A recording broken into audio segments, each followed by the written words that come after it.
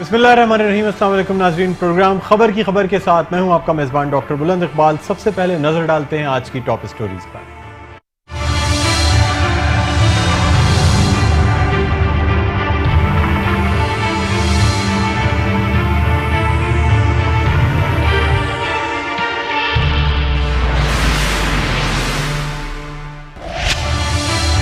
Karachi circular railway की अराजी पर तजावुजात के खिलाफ कार्रवाई का आगाज कल से होगा। जिला इंतजामिया और रेलवे हुक्काम का गरीबाबाद रेलवे ट्रैक का मुआयना, फर्नीचर मार्केट के दुकानदारों ने खुद तजावुजात हटाना शुरू कर दी। मेयर कराची वसीम अख्तर का गवर्नर सिंध इमरान इस्माइल को जवाब, बोले गवर्नर साहब मुझे तोड़ फोड़ का शौक नहीं, अदालती हुक्म पर अमल दरामद कर रहा हूँ। दूसरी जानिब कराची के इलाके सोहराब गोट अलासिफ स्क्वायर में तजावुजात के खिलाफ ऑपरेशन, गैर कानूनी दुकानें गिरा दी गयी। मुतादिद सनशेड्स, बिलबोर्ड समेत दुकानों के इजाफी हिस्से मिसमार। सुपर हाइपर टूल प्लाजा तक तजावुजात के खात्मे का फैसला।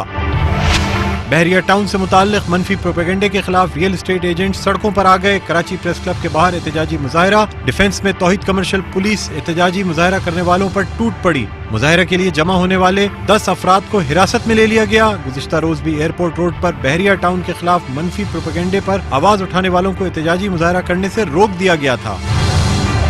माजी में तालीमी इदारों में सियासत की नर्सरियां समझे जाने वाली तलबा यूनियंस और तलबा तंजीमें आज बदनाम क्यों? 3 दिहाइयों से तलबा तंजीमों और यूनियंस पर लगी पाबंदी के बाइस जामियात में तलबा तंजीमें गुंडागर्दी की अलामत बन गईं। तलबा बुनियादी मसाइल छोड़कर गुंडागर्दी करने लगे। झगड़े और भत्ते की लड़ाई तक महदूद हो गए। आम तालिब इल्म तलबा यूनियंस और सियासत से कतई नावाकिफ। मुख्तलिफ सियासी और मजहबी तंजीमों ने इख्तिदार की हवस में तलबा तंजीमों को ईंधन के तौर पर इस्तेमाल करके छोड़ दिया।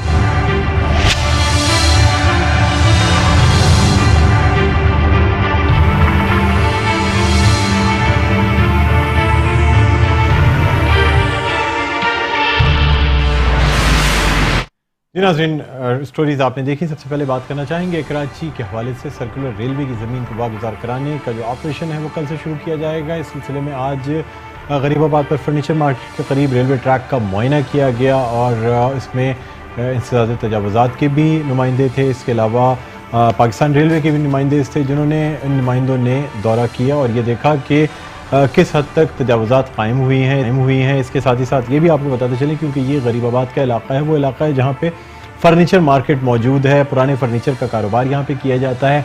अब लोगों ने रज़ाकाराना तौर पर ख़ुद से ये इक़दाम उठाते हुए अपनी अपनी दुकानों को वहाँ से हटाना शुरू कर दिया, अपने सामान को वहाँ से हटाना शुरू कर दिया है।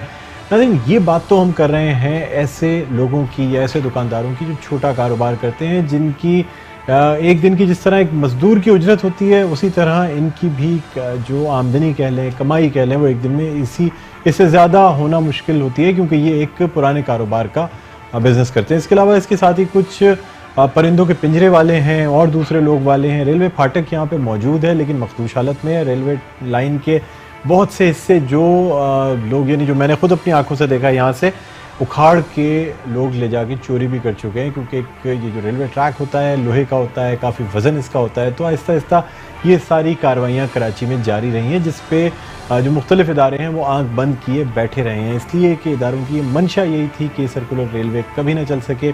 इसकी ज़िंदा मिसाल ये मिलती है कि नाज़िबाद में जो ब्रिज सर्कुलर रेलवे के ऊपर से गुजरता था वो तोड़ दिया गया है और इसमें भी यही कहा जाता है कि ख़ास ग्रुप की जानिब से ये काम किया गया क्योंकि वहीं पे एक अपार्टमेंट कॉम्प्लेक्स भी मौजूद है। इस मौजू पर बात करने के लिए हमारे साथ मौजूद हैं बशीर सिद्दीकी साहब जो कि डायरेक्टर इंसदाद तजावुजात के MC हैं। हम इनसे बात करना चाहेंगे। अस्सलाम वालेकुम बशीर साहब, आपको खुश आमदीद कहते हैं अपने प्रोग्राम खबर की खबर में। जी वालेकुम सलाम रहमतुल्लाह। बशीर सिद्दीकी साहब, आप मेरी आवाज़ सुन सकते हैं?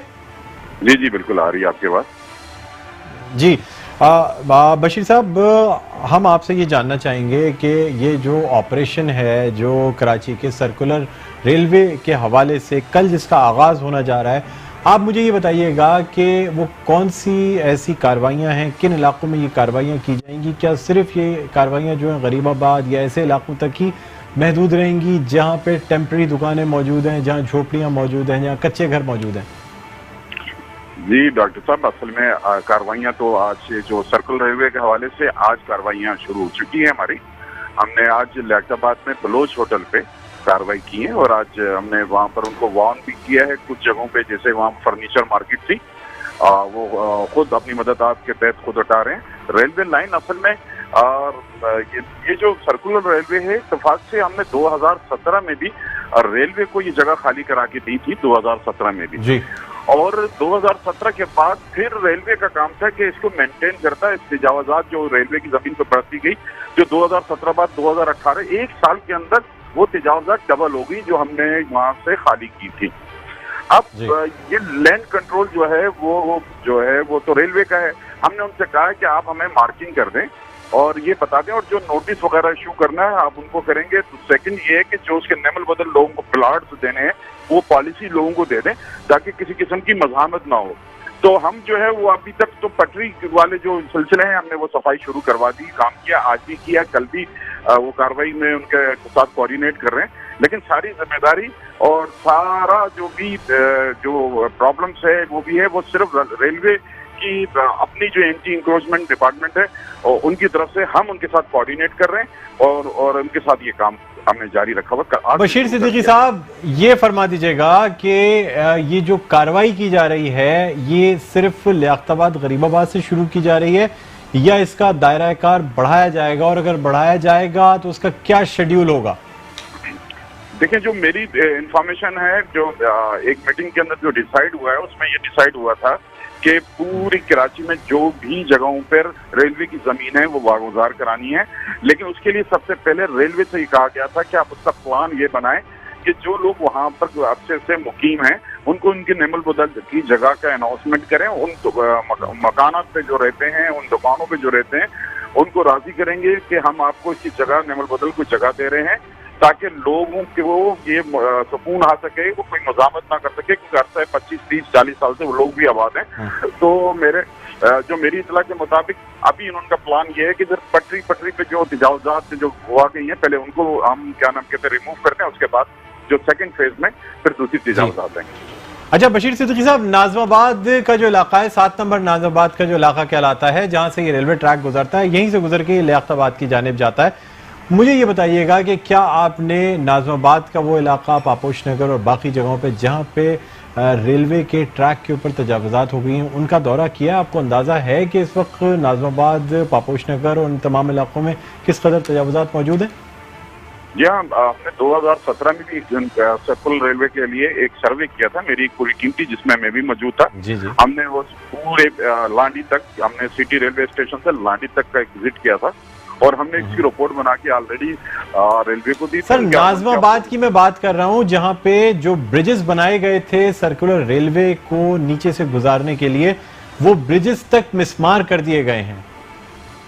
بالکل آپ صحیح کہہ رہے ہیں ڈاکٹر صاحب. اس کے علاوہ میں آپ سے عرض کر رہا ہوں کہ 2017 میں جو ہماری کیا نام کہتے ہیں کاروائیاں ہوئی تھی, وہ کاروائیاں ہم نے ان کو ریموو جو کر کے دیے تھے گلشن اقبال, ناظم آباد, گلبرگ, لیاقت آباد میں, ان پہ دوبارہ قبضہ ہو گیا ہے. دوبارہ قبضہ نہیں ہوا بلکہ اس سے زیادہ قبضہ ہو گیا. جو آج ہم نے جو جگہ دیکھی ہیں اور ان کو ہم نے جو وزٹ کیا بہت زیادہ قابضین وہاں پر آ گئے, بلکہ بعض جگہ پہ تو ریلوے ٹریک ختم ہو گیا, یعنی کہ ریلوے ٹریک ہی نہیں ہے.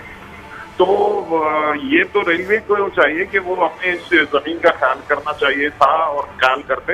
بشیر صاحب میں آپ سے یہ پوچھنا چاہ رہا ہوں کہ یہ جو ناظم آباد 7 نمبر کا برج گرایا گیا, یہ تمام چیزیں کی گئیں, کیا یہ کسی منصوبے کے تحت کام کیا گیا؟ کیا یہ ذہن میں نہیں رکھا گیا کہ کل کو اگر سرکولر ریلوے دوبارہ سے اگر کارآمد ہوتی ہے تو کیا کیا جائے گا؟ وہیں سے یہ جو بسز ہیں, جو میٹرو بسز ہیں, ان کا بھی ٹریک گزرتا ہے. جو برج اتنے عرصے سے جسے 2 رویا کیا گیا تھا وہ گرا دیا گیا. سر یہ کس منصوبے کے تحت کام کیا جاتا ہے کہ ایک, جبکہ معلوم ہے کہ کراچی میں سرکولر ریلوے کسی وقت بھی ایکٹیو کیا جا سکتا ہے, پھر سر جن لوگوں نے یہ برج گرایا, جو کے ایم سی کے لوگ ہیں, جو باقی جو لوگ ہیں, ان کے خلاف کبھی کوئی کارروائی کرنے کا سوچا گیا ہے؟ آپ ڈاکٹر صاحب آپ کو میں ایک انفارمیشن دے دوں کہ آلریڈی سپریم کورٹ نے آرڈرز کیے ہیں چیف سیکرٹری کو کہ ان چیزوں میں انکروچمنٹ کے حوالے سے لے کے جو چیزیں آپ نے بتائی ہے, جو سرکاری آفیسرز ملوث ہیں ان کے خلاف انکوائری کا حکم دیا ہے اور اس میں کمشنر کراچی صاحب کو اس کا انچارج بنایا ہے اور کمشنر کراچی جو ہے باقاعدہ اس کی انکوائری شروع کر دی ہے انہوں نے, اور انہوں نے نام کی لسٹوں کی ان کے پاس اندراج ہونا شروع ہو گیا. اس پہ آلریڈی سپریم کورٹ نے ایک آرڈر کر دیا ہے. ٹھیک ہے. اچھا سر ایک آخری سوال آپ سے کرنا چاہوں گا, وہ یہ ہے کہ ये जो FTC फ्लाई ओवर और इसके अलावा PF म्यूजियम और बाकी जगहों पे जहाँ जहाँ तजारती सरगर्मियाँ जारी हैं जो कि आर्म फोर्सेस की जगहें हैं, उनके खिलाफ आपने कहा था कि मंडे या उसके बाद से ऑपरेशन शुरू किया जाएगा। सर, उस हवाले से कोई कार्रवाई की गई है? आज पीर का दिन है और कल सुप्रीम कोर्ट कराची रजिस्ट्री में इसके हवाले से पेशी भी होनी है और आपको रिपोर्ट भी जमा करवानी है। जी हाँ, बिल्कुल डॉक्टर साहब, हम कल इंशाल्लाह सुप्रीम कोर्ट में जाएंगे और अपनी जितनी भी हमारी अभी 1 महीने की कारकर्दगी है वो हम उनको जमा भी करवाएंगे और इंशाल्लाह आप देखेंगे कल के बाद हमारी जो इंक्रोचमेंट की ड्राइव है वो कल के बाद और भी ज्यादा तेज होगी। नहीं सर, आज आपने कहा था कि पीर से जो शादी हॉल हैं जो गैर कानूनी तौर पे काम कर रहे थे, जो तजारती सरगर्मियां कर रहे थे, उनका 1 हफ्ता पूरा हो रहा था, तो आज आपने कार्रवाई करनी थी। इसका मतलब है कि आज कहीं कोई कार्रवाई नहीं की गई है जो इन शादी हॉलों के खिलाफ करनी थी। देखिए, अगर आप बात कर रहे हैं शादी हॉलों की, जो लैंड कंट्रोल केएमसी का था, हमने अब तक इस 15 से 16 शादी हॉल मस्मार किए हैं जो डिस्ट्रिक्ट सेंट्रल के पार्क में थी। अगर आप बात कर रहे हैं कंटोनमेंट बोर्ड के एरियाज की, तो वो उसका जवाब आज कल कंटोनमेंट बोर्ड का अहदेदार खुद देंगे सुप्रीम कोर्ट के सामने। अच्छा जी, चले ठीक है, बहुत शुक्रिया बशीर साहब, आपने हमें ज्वाइन किया। नाज़रीन, जैसा कि हम जानते हैं कि जब बात की जाती है बड़े बड़े शादी हॉलों की, ऐसे मार्कीज़ की, बैंक्वेट्स का, जहां पे यौमिया लाखों रुपए किराए पे ये बैंक्वेट्स, ये शादी हॉल किराए पे दिए जाते हैं, वहाँ हमारी जो तजावुज़ात, इंसदाद तजावुज़ात है ना, वो बड़ी कमज़ोर पड़ जाती है। इसलिए कि एक मज़लूम को दबाना, उसकी इमलाक को नुकसान पहुँचाना, उसकी तजावुज़ात को ख़त्म करना तो इनके लिए बहुत आसान होता है, लेकिन एक ऐसे ग्रुप या ऐसे शख्स की जो असर रखता है, जो सरमाया भी रखता है, जिसने करोड़ों रुपए का सरमाया उस जगह पे लगाया, उनके खिलाफ कार्रवाई करने में फिर इसी तरह के हीले बहाने इस्तेमाल किए जाते हैं। यही कहा जाता है कि जी हमारा डिपार्टमेंट नहीं, ये डिपार्टमेंट करेगा, ये डिपार्टमेंट नहीं, वो डिपार्टमेंट करेगा। तो ये बहुत ही जाहिर सी बात है, एक्सपेक्टेड सा जवाब था जो हमें बशीर सिद्दीकी साहब की तरफ से मिला और इसमें कोई हैरत की बात नहीं है। कल का मजीद दिन हम देखेंगे कि क्या होता है, किस तरीके से सुप्रीम कोर्ट के अहकामात पर अमल दरामद किया जाता है। हालांकि इसी तरह के अहकामात जब एम्प्रेस मार्केट के हवाले से, सदर के हवाले से आए तो रातों रात उस पर कार्रवाई कर दी गई, लेकिन आज हम देख रहे हैं कि 1 हफ्ता होने को है, अब तक किसी कार्रवाई का आगाज़ नहीं किया गया। ये इंतज़ार किया जा रहा है कि शायद रिव्यू पिटिशन कुछ काम कर जाए, शायद नजरसानी की अपील कुछ काम कर जाए, शायद कोई हुक्म इम्तना, कोई स्टे ऑर्डर आ जाए, ताकि इन बड़े बड़े सरमायादारों को बचाया जा सके, जिनकी इमलाक को ज़रा भी ठेस ना पहुंच सके। ये हमारे इस मुल्क का अलमिया है नाजरीन, जो कि हमें ये तमाम सूरत हाल देखने को मिलती है। अब बात करना चाहेंगे कुछ बहरिया टाउन के हवाले से, और जो मनफी प्रोपेगेंडे के ख़िलाफ़ जो एहतजाज किया जा रहा था, और इसमें कुछ गिरफ्तारियां भी अमल में आई, कुछ लोगों को अंदर भी किया गया, ख़ासतौर पर डिफेंस के इलाके तौहीद कमर्शियल में जो एहतजाजी मुजाहिरीन थे उन्हें गिरफ़्तार किया गया, इसी तरीके से एयरपोर्ट रोड पर गिरफ़्तार किया गया। इस तमाम हवाले से हम बात करेंगे, लेकिन यहाँ हम लेंगे एक छोटा सा ब्रेक। कहीं ना जाइएगा, देखते रहिए प्रोग्राम खबर की खबर। नाज़रीन, वेलकम बैक, आप देख रहे हैं प्रोग्राम खबर की खबर। मैं हूं आपका मेज़बान डॉक्टर बुलंद इकबाल। हम बात करें बहरिया टाउन के हवाले से, जो एहतजाज हुआ, यानी स्टेट एजेंट्स ने एहतजाज किया बहरिया टाउन के खिलाफ मनफी प्रोपेगेंडे के हवाले से, उन्हें अंदर कर दिया गया, हिरासत में ले लिया गया, खासतौर पे डिफेंस के इलाके तौहीद कमर्शियल, जिसमें काफ़ी स्टेट एजेंट्स ऐसे हैं जिन्हें बहरिया टाउन की जानिब से मराद भी दी गई हैं, गाड़ियाँ भी दी गई हैं, और जहाँ पे ये बहरिया टाउन के प्लॉट्स और घरों के खरीदो फरोख्त का सिलसिला जारी है। इसी हवाले से एयरपोर्ट रोड पे जो एहतजाज किया गया था, वहाँ भी मुजाहिरीन को एहतजाज करने से रोक दिया गया था। क्या मुआजरा है, क्यों ये सब कुछ किया जा रहा है? एक तरफ ये बहरिया टाउन का केस जो है वो ज़ेर समात है, इसके अलावा नैब की जानिब से भी कार्रवाइयाँ चल रही हैं। इसी हवाले से बहरिया टाउन के ऑफिस पे छापा भी मारा गया, और साथ ही साथ कुछ लोगों को भी हिरासत में लिया गया, पूछगछ भी उनसे जारी है, लेकिन दूसरी जानिब एहतजाज करने वालों को एहतजाज भी नहीं करने दिया जा रहा।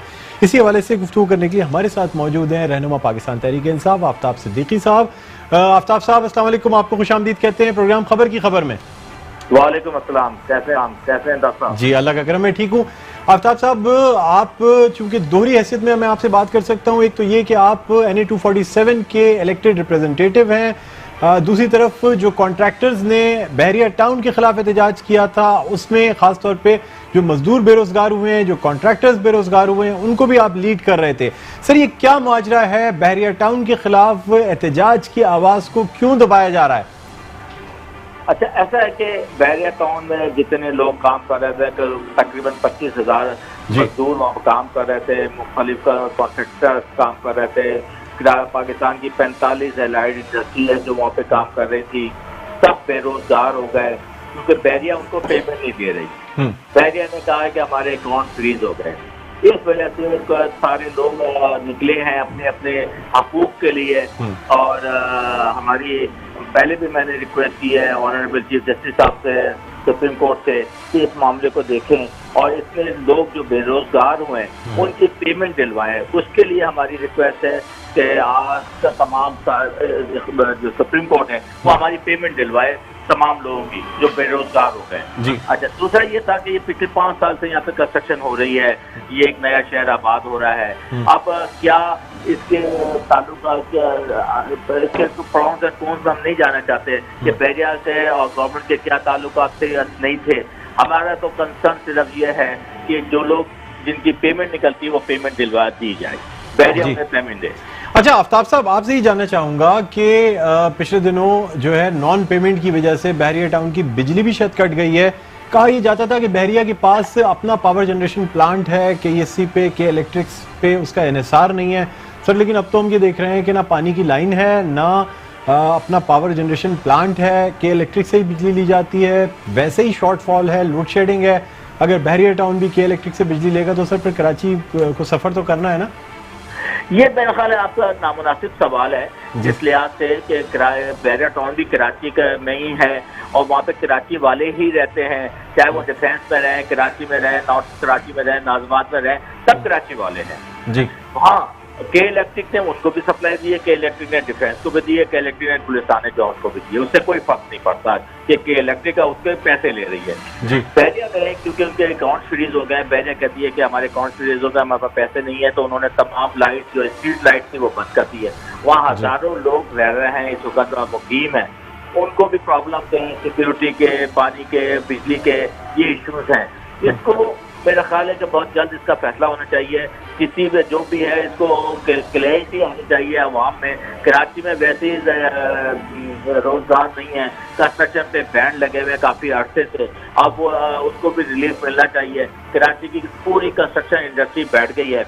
आप पिछले 5 साल में देखेंगे कराची में क्या डेवलपमेंट हुई है, तो ये जिम्मेदारी हमारे तमाम लोगों की है, हुकूमत की भी, सिंध गवर्नमेंट की भी और सुप्रीम कोर्ट की भी, कि इतने सारे लोग जब बेरोजगार हो जाएंगे तो वो कहाँ जाएंगे, वो किराए में भी इजाफा हो जाएगा और उनकी और मसले मसाइल काफी बढ़ जाएंगे, क्योंकि 700 अरब रुपए की इन्वेस्टमेंट है बहरिया टाउन कराची में, और ये इन्वेस्टमेंट पाकिस्तानी की है, चाहे वो ओवरसीज में रहते हों चाहे पाकिस्तान में रहते हों। तो वो भी बड़े बड़ा कंसर्न है, परेशान है। मेरे पास भी बहुत कॉल्स आ रही हैं ओवरसीज से कि हमारी इन्वेस्टमेंट का क्या होगा। अब जिन लोगों ने जो इन्वेस्टमेंट की है वो जीरो होती जा रही है, उसका फिर उनके प्राइसेस ड्रॉप हो गए हैं, तो हमें अपनी स्टॉक एक्सचेंज की तो बहुत फिक्र होती है हमारा सब लोगों को, मगर अपने इस इन्वेस्टमेंट की भी फिक्र करनी चाहिए, क्योंकि ये ओवरसीज से भी पैसा है, ये पाकिस्तानी कौम की हक हलाल की कमाई है, मेहनत की कमाई है, इसको जाया नहीं होना चाहिए। आफ्ताब साहब, एक आखिरी सवाल आपसे करना चाहूंगा कि आप बहसियत कानूनदान आपसे ही पूछना चाहूंगा, यानी आप लॉ मेकर्स में से हैं, और देखिए सर, एक केस बहरिया का चल रहा है, अदालत में मौजूद है, जो कि सब जुडिस है। सर, आप लोग डायरेक्ट स्टेक होल्डर्स हैं, कॉन्ट्रैक्टर्स डायरेक्ट स्टेक होल्डर्स हैं, क्या आप लोगों ने कोई एप्लीकेशन दी है नेसेसरी पार्टी बनने की कि आपको भी बहरिया के इस केस में कम से कम जितने रिप्रेजेंटेटिव्स हैं उनको जो रूल 1 सबसेक्शन 10 जो 110 की एक एप्लीकेशन कहलाती है नेसेसरी पार्टी बनने की? सर, कानूनी तरीका तो ये है ना कि आप बाकायदा एक एप्लीकेशन डाल के इसमें नेसेसरी पार्टी बने और उसके बाद आपका भी जो नाम है वो फरीकैन में हो, जो कॉन्ट्रैक्टर्स को जो लीड करे या जो भी मजीद जो लोग हैं जो इससे अफेक्टेड हो रहे हैं। सर, ऐसी कोई कार्रवाई प्लान की जा रही है? देखिए, हमारा तो सिर्फ कंसर्न या रिक्वेस्ट जो है सुप्रीम कोर्ट से इतनी है कि हमने और जिन लोगों ने काम किया पूरे बहरिया में, उनकी पेमेंट हमें बहरिया से दिलवाई जाए, नंबर 1। नंबर 2, हम जरूर डेफिनेटली आपका सुप्रीम कोर्ट के पास जाएंगे अपनी रिक्वेस्ट लेके बहुत जल्द, तमाम लोग के हमारे साथ इंसाफ किया जाए, ये जरूर हम करने जा रहे हैं। सर, लेकिन सबसे पहले तो इसमें नेसेसरी पार्टी फरीक बनना पड़ेगा ना आपको केस में, जब तक आप फरीक नहीं बनेंगे। बिल्कुल, हम जा रहे हैं, ये प्लान कर रहे हैं कि आप जा रहे हैं। ठीक है सर, बहुत बहुत शुक्रिया आफ्ताब साहब, आपने हमें ज्वाइन किया, थैंक यू।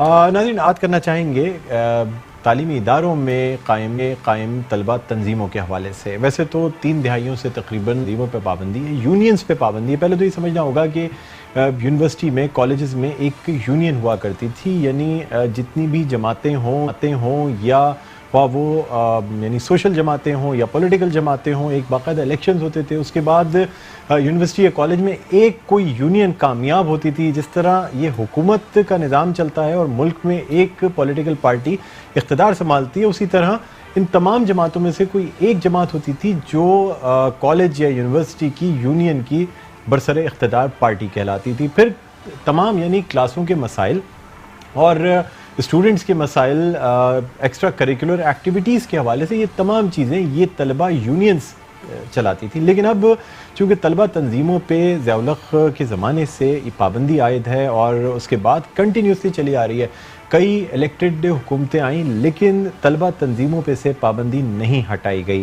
اس حوالے سے ہم یہ بات کرنا چاہیں گے کہ کیا اب یہ طلبہ تنظیمیں کوئی پازیٹیو کردار ادا کر رہی ہیں جبکہ ان پہ پابندی ابھی بھی قائم ہے. ہمارے ساتھ اس موضوع پہ گفتگو کرنے کے لیے جو مہمانان شریک ہیں ان کا تعارف آپ سے کرانا چاہوں گا. سب سے پہلے میرے ساتھ موجود ہیں شہریار خان صاحب, جو کہ چیئرمین ہیں آل پاکستان متحدہ اسٹوڈنٹس آرگنائزیشن کے. السلام علیکم شہریار صاحب, آپ کو خوش آمدید کہتے ہیں. اور ناظرین میرے ساتھ موجود ہیں اسد بدوی, جو کہ رہنما ہیں پیپلز اسٹوڈنٹس فیڈریشن یعنی PSF کراچی ڈویژن کے. اسد بدوی صاحب, آپ کو بھی خوش آمدید کہتے ہیں پروگرام خبر کی خبر میں. شہریار صاحب, آپ سے آغاز کرتے ہیں, یہ بتائیے گا کہ اس وقت طلبہ تنظیموں پہ پابندی ہے ایجوکیشنل انسٹیٹیوشنز میں, آپ کی قانونی حیثیت کیا ہے؟ یعنی آپ ایک پولیٹیکل ونگ کے یا ایک سیاسی جماعت کے اسٹوڈنٹ ونگ کی حیثیت رکھتے ہیں, اس کی قانونی حیثیت کیا بنتی ہے سر؟ اچھا, میں آپ کو ایک بات کلیئر کر دوں پہلے کہ طلبہ تنظیموں پہ پابندی نہیں ہے, طلبہ یونین پہ پابندی ہے. جو الیکشن جو ہوتے ہیں, جو طلبہ یونین ہوتی ہے, طلبہ تنظیموں پہ پابندی ہوتی, تو 30 سال پہلے یا غالباً 34 سال پہلے پابندی لگائی گئی تھی جو ضیاء الحق صاحب کے دور میں لگی. اس کے بعد متواتر طلبہ تنظیمیں اپنے دور میں کام کرتی رہیں. جیسے ابھی آپ نے سر, ویسے اس وقت پابندی لگائی گئی تھی, اس کے بعد یہ پابندی کنٹینیو بھی کرتی رہی ہے. اگر آپ بات کریں گے 2000 کی دہائی کی, اس میں بھی میں خود جب ڈاؤ میڈیکل کالج میں پڑھ کے نکلا ہوں, تو یہ میں بات کر رہا ہوں آپ سے 1996 سے لے کے 2001 تک کی, ہر اسٹوڈنٹ سے ایک ایفیڈیوٹ لیا جاتا ہے جو کہ فارم کا حصہ ہے, جس میں یہ کہا جاتا ہے کہ وہ کسی قسم کی سیاسی ایکٹیویٹی میں شریک نہیں ہوگا. یہ آج بھی قائم ہے, یہ ایفیڈیوٹ لیا جاتا ہے اور سیاسی جو سرگرمیاں ہیں اس کو کنڈیم کیا جاتا ہے. تو سر, سیاسی جو سرگرمیاں ہیں وہ یہ طلبہ تنظیمیں ہی تو کر رہی ہیں نا, آپ ویلفیئر کے کام تو نہیں کر رہے نا, ایک سیاسی جماعت کا ایک ایجوکیشنل انسٹیٹیوشن کا ونگ ہے نا سر. بالکل جی, آپ یہ بات کہہ رہے ہیں کہ طلبہ تنظیموں پہ پابندی ہے سیاسی. سر یہ ایفیڈیوٹ آج بھی لیا جاتا ہے یا نہیں لیا جاتا؟ میں اس کو مانتا ہوں. سر ایفیڈیوٹ کا مطلب ہوتا ہے حلف نامہ. حلف نامہ جو لیا جا رہا ہے وہ غلط لیا جا رہا ہے یا صحیح لیا جا رہا ہے, اس کا فیصلہ کون کرے گا؟ سر بات میں یہ کہہ رہا ہوں کہ غلط لیا جا رہا ہے یا صحیح لیا جا رہا ہے. بتا رہا ہوں, قائد اعظم محمد علی جناح جو بانی پاکستان ہے, انہوں نے طلبہ تنظیم مسلم اسٹوڈنٹ فیڈریشن تھی, ان کو آگے لے کر آئے. ان کے جو بھی پروگرام ہوتے تھے اس میں جاتے تھے, طلبہ کی ذہن سازی کرتے تھے. ایسا ہے نا, جب یہ چیز موجود تھی, آج کے دور میں کیوں کالجز کے اسٹوڈنٹ پہ یہ پابندی عائد ہے کہ بھئی وہ جو بھی ایڈمیشن ہوگا اس میں اس کو ایفیڈیوٹ سائن کرنا ہوگا کہ وہ سیاسی سرگرمیوں میں حصہ نہیں لے سکتا. آپ APMS نمبر 1 کے چیئرمین ہیں سر, مجھے ایک اس بات کا جواب دے دیں. آپ نے جب اپنی تعلیم مکمل کی یا آپ تعلیم مکمل کر رہے ہیں, آپ نے اس ایفیڈیوٹ پہ سائن کیا تھا, جمع کرایا آپ نے ایفیڈیوٹ؟ میں نے کالج کے زمانے میں کرایا تھا. سر آپ نے جمع کرایا نا ایفیڈیوٹ, ٹھیک ہے, غلط تھا نا. آپ نے ایفیڈیوٹ, پھر یہ کیوں کہتے ہیں کہ طلبہ تنظیم طلبہ یونین جو ہے, ایفیڈیوٹ کا مطلب جانتے ہیں آپ؟ حلف نامہ ہوتا ہے. تو غلط ہے نا, ہم اسی کے خلاف تو جدوجہد کر رہے ہیں کہ یہ غلط ہے, یہ غلط کام ہے جو اس کو روکنا ہے, اسی کے لیے تو ہم جدوجہد کر رہے ہیں کہ بھائی آپ طلبہ کو کہا جاتا ہے یہ نرسری ہے. سر قانونی حیثیت کیا رہ جاتی ہے ایک طلبہ تنظیم کی؟ قانونی حیثیت کیوں نہیں ہے؟ جامعہ کراچی میں ریسنٹلی آپ کے علم میں ہوگا ایڈمیشنز ہو رہے ہیں. آپ اپنے ڈاؤ یونیورسٹی کا بھی آپ نے ذکر کیا, میں اس پہ بھی آتا ہوں, پہلے میں جامعہ کراچی کی بات کر لیتا ہوں. جامعہ کراچی میں ابھی جو ریسنٹلی ایڈمیشنز ہوئے ہیں, آن لائن ایڈمیشنز ہوئے, پچھلے سال سے شروع ہوئے, جتنی بھی وہاں طلبہ طالبات کو پریشانی ہوئی وہ کس نے اکوموڈیٹ کیا؟ طلبہ تنظیمیں تھیں, سر فہرست آل پاکستان متحدہ اسٹوڈنٹ آرگنائزیشن تھی. وہاں پہ جا کے جو مسائل تھے, آپ پروگرام کیجئے, آپ اپنے رپورٹر کو بھیجیے یا ان سے پتہ کیجیے. یہ طلبہ تنظیمیں ہی کر رہی تھیں اور APMSO ہی کر رہی تھی وہاں پہ, اور آج تک ابھی تک کیمپ لگا ہے جامعہ کراچی میں. اگر اس کی قانونی حیثیت نہیں ہوتی تو ہمیں وہاں کیمپ لگانے کی اجازت نہیں ملتی, جو کہ انتظامیہ دیتی ہے اجازت, جو کہ جامعہ کراچی میں اندر ہی لگتا ہے. تو یہ قانونی حیثیت ہے, جبھی تو ہم وہاں کام کر رہے ہیں. میں آؤں گا, اس پہ مزید بات کریں گے. ابھی میں اسد سے بات کرنا چاہوں گا. اسد دیکھیں, ایک جو تاثر لیا جاتا ہے نا وہ یہ ہے کہ سندھ حکومت, چونکہ ظاہر سی بات ہے پاکستان پیپلز پارٹی ایک مطلب ایک عرصے سے, ایک لمبے عرصے سے سندھ پہ برسر اقتدار ہے.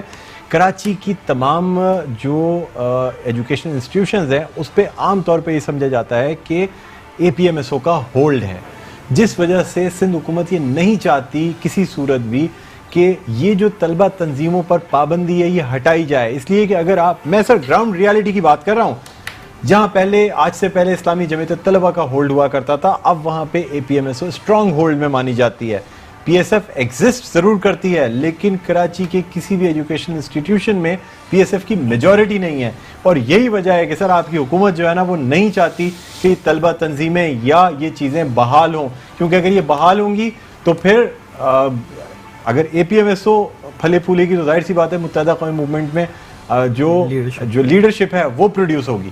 نہیں, ایسے دیکھیں 2016 میں آپ کو یاد ہوگا کہ چیئرمین صاحب بلاول بھٹو صاحب نے ایک بل پاس کروایا تھا سندھ اسمبلی سے, جو کہ ہمارے قانون دان نے کروایا تھا. اس میں انہوں نے طلبہ یونین کی بحالی کی بات کی تھی, اور پاکستان پیپلز پارٹی کا شروع سے ہی یہ کردار رہا ہے کہ وہ چاہتے ہیں کہ طلبہ یونین بحال ہو. 1990s میں جب محترمہ کی گورنمنٹ آئی تھی, دوسری گورنمنٹ, اس میں بی بی نے پہلا الیکشن کروایا تھا طلبہ یونین کا. جو کہتے ہیں کہ ضیاء الحق کے دور سے پابندی ابھی تک چل رہی آ رہی ہے, وہ ایسا نہیں ہے. در حقیقت اس دور میں الیکشنز بھی ہوئے لاہور میں, اور وہاں پہ ایک کلیش ہوا جس کے بعد ہائی کورٹ کے آرڈر کے بعد بین لگا تھا, اور وہ بین بعد میں لفٹ ہو گیا تھا. لیکن 2000 میں جب مشرف صاحب کی گورنمنٹ آئی تھی تو مشرف صاحب نے ایک ایفیڈیوٹ لانچ کیا تھا جس کا آپ ابھی بہت ڈیٹیلڈ ذکر کر چکے ہیں. تو ایفیڈیوٹ دراصل مشرف صاحب کے دور میں آیا تھا. اب اس ایفیڈیوٹ کے جو تاثرات ہیں یا پھر اس کا جو امپیکٹ ہے وہ یہ ہے کہ بھائی جو بھی اسٹوڈنٹ ہوگا, یہ بیک بون ہے کسی بھی پولیٹیکل پارٹی کی, یہ بیک بون ہوتی ہے طلبہ تنظیم. ہر فریش لیڈر یہیں سے ہی آتا ہے. اب مشرف صاحب نے کیا کیا کہ انہوں نے یہ سوئچ نکال دیا کہ اب کوئی بھی فیوچر لیڈر کم از کم طلبہ تنظیم سے نہیں آئے گا.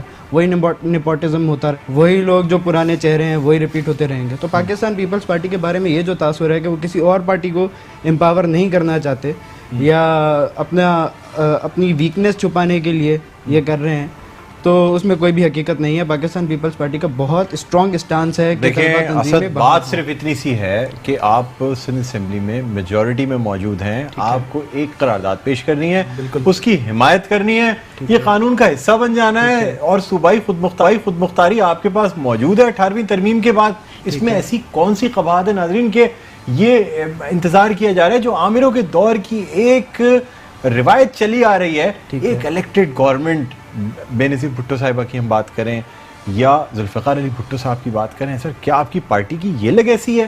آپ لوگ اتنی زبردست سیاسی پارٹی ہونے کے باوجود, جو آپ کی پیرنٹ پارٹی ہے, آپ ایک طلبہ تنظیموں پر سے پابندی نہیں ہٹا سکتے سر, اتنے عرصے سے سندھ میں بااقتدار ہونے کے باوجود؟ سر آپ طلبہ تنظیموں کی بات کر رہے ہیں, ہم اپنی مرضی سے ایک آئی جی بھی نہیں لگا سکتے. تو یہ میرے خیال میں پھر اس کا مطلب یہ آئی جی کی بات نہیں ہے سر, آئی جی وفاق کا نمائندہ ہوتا ہے, وفاق کا نمائندہ آپ گورنر نہیں لگا سکتے, آپ آئی جی نہیں لگا سکتے, یہ قانون میں موجود ہے صوبائی خود مختاری کے ساتھ. کیونکہ دیکھیں آپ آج کے اگر آپ طالب علموں کے لیڈر ہیں تو آپ کو یہ پتا ہونا چاہیے کہ ہمارے یہاں جو طرز حکومت ہے اس میں صوبائی خود مختاری کے ساتھ ساتھ وفاق کا نمائندہ جو ہے نا, وہ ان تمام چیزوں کے اوپر یعنی ایک طریقے سے سپرویژن کے لیے وفاق کا ایک نمائندہ ضرور ہوتا ہے, چاہے گورنر کی صورت میں ہو, آئی جی کی صورت میں ہو.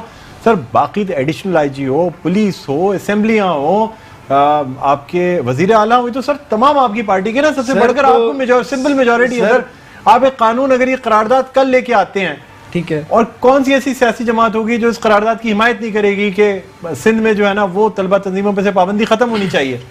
سر لاسٹ گورنمنٹ کی میں آپ کو بات بتا سر, آپ نے آپ کی پی ایس ایف نے کبھی یہ ریکمینڈ کیا ہے کہ ہاں واقعی دیکھیں سر, یہ تو آپ لوگوں کے لیے بہتر ہے نا کہ ویسے پابندی ہے, آپ جس وقت چاہیں جمعیت ہو, اسلامی جمعیت طلبہ ہو, APMSO ہو, اور پنجابی اسٹوڈنٹس یعنی PSA ہو, آپ جس وقت چاہیں ان پہ کریک ڈاؤن کر کے ان کو دبا سکتے ہیں. ٹھیک ہے سر, یہ تو بات فیکٹ ہے نا سر, کہ اگر آپ لوگ یہ تمام ان چیزوں کو آزاد چھوڑ دیں گے تو پھر کراچی کی جو ایجوکیشنل انسٹیٹیوشنز ہیں اس پہ تو APMSO کا ہی غلبہ ہونا ہے نا سر. نہیں سر, دیکھیں اگر کراچی کے حالات سدھر سکتے ہیں نا, ایک آپریشن سے کراچی کے حالات سدھر سکتے ہیں, تو طلبہ یونینز میں بھی ریفارمز آ سکتے ہیں. ٹھیک ہے, پہلی بات. دوسری بات یہ کہ آپ کو شاید میں نے پہلے بھی ریمائنڈ کرایا کہ 2016 میں چیئرمین صاحب نے خود بذات خود ایک تو اسٹیٹمنٹ بھی دیا, اس کے بعد یہ بل بھی پاس کروایا. وہ بل کبھی بھی قانون کی حیثیت میں نہیں جا سکا. کیوں؟ اس کی وجہ کیا تھی کہ ایک بین لگا ہوا ہے ہائی کورٹ کی طرف سے. انڈر کانسٹیٹیوشن ہم بائی لا یہاں پہ لفٹ ہو گیا.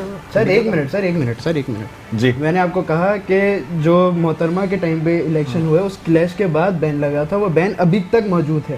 تو بائی لا ہم باؤنڈ ہوتے ہیں کہ ہم قانون کی پاسداری کریں. ٹھیک ہے, اب ایک جو چیز ہے جو ہمارا کورٹ سے ہی کلیئر نہیں ہو سکتا, ہم اس پہ کیسے قانون پاس کر سکتے ہیں؟ سر کورٹس, ویسے آپ کی اطلاع کے لیے یہ عرض کر دوں کہ کورٹس جو ہیں جو قانون فالو کرتی ہیں, ٹھیک ہے, وہ ہم بناتے ہیں. وہ مقننہ کا کام ہوتا ہے جو کہ اسمبلیاں ہیں, لیکن اسی اسمبلیاں بناتی ہیں اگر اسی قانون پہ بین لگ جائے, عدالتیں جو قانون فالو کرتی ہیں وہ دراصل مقننہ بناتی ہیں. اگر آپ کی طرف ہم دوبارہ آتے ہیں, شہریار صاحب آپ سے پہلے ایک سوال کرنا چاہوں گا. دیکھیں سر, بات یہ ہے کہ ہم نے پہلے یعنی جب تنظیموں کا زمانہ تھا, اسلامی جمعیت طلبہ کی بہت منظم طریقے سے ہم نے تنظیم بھی دیکھی, ساتھ ساتھ تھوڑا سا ہولڈ, تھوڑی سی بدماشی, مطلب یہ بھی دیکھی.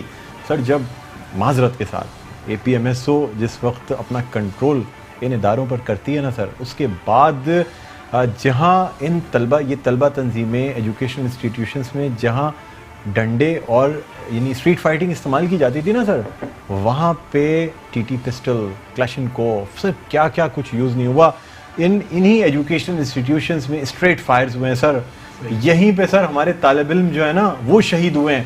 تو سر یہ مطلب یہ تو سر سب لوگ جانتے ہیں نا کہ یہ جو کلچر ہے, یہ یعنی نہ صرف کراچی کا یہ جو کلچر تھا نا سر, پاور والا ایلیمنٹ, یہ ایجوکیشنل انسٹیٹیوشنس میں قلم کی جگہ طالب علموں کو اسلحہ پکڑانے والے میں سب سے بڑا نام جو آتا ہے سر وہ APMSO کا آتا ہے.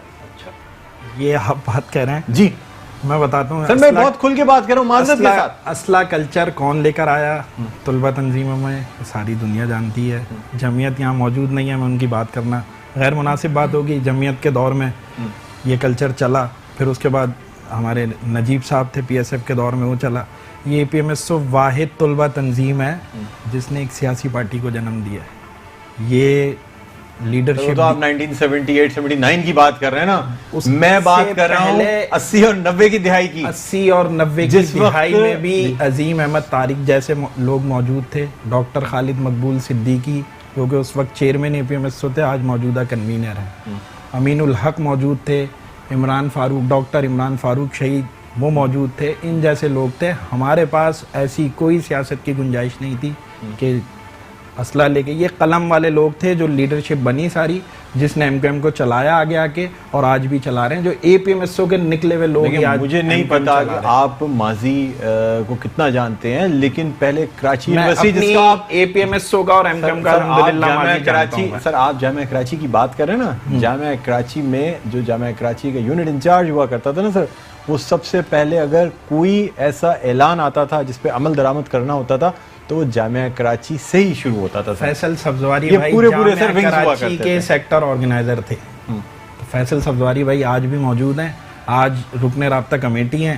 کون سے ان پہ ان کے دور کے مقدمہ کوئی قائم ہوا ان پہ کسی نے ایلیگیشن لگایا کہ آپ اسلحے کی سیاست کرتے ہوئے بالکل یہ نہیں سمجھتے کہ بجائے اس کے کہ میں ایک لوگوں کا بتا رہا ہوں. سر آپ میرا سوال سنیں پہلے شہریار صاحب. بات یہ ہے کہ ٹھیک ہے لوگوں کے حقوق کی جنگ اپنی جگہ, پاور کا جواب پاور سے دینا, یہ میں بھی سمجھتا ہوں کہ PSF نجیب صاحب کے زمانے میں کیا کچھ ہوتا رہا.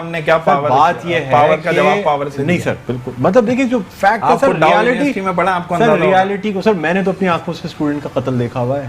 وہ ہمارے ہی ہوئے ہوں گے. نہیں سر, PSF کے ابو زاہد ناری جو کا قتل ہوا, جو کہ ڈاؤ میڈیکل کالج کے اندر ہوا, ایک دوسری سیاسی تنظیم, میں نام نہیں لینا چاہوں گا کیونکہ بات صرف یہ ہے کہ ایک اسٹوڈنٹ کو سر کے اندر قتل کیا گیا.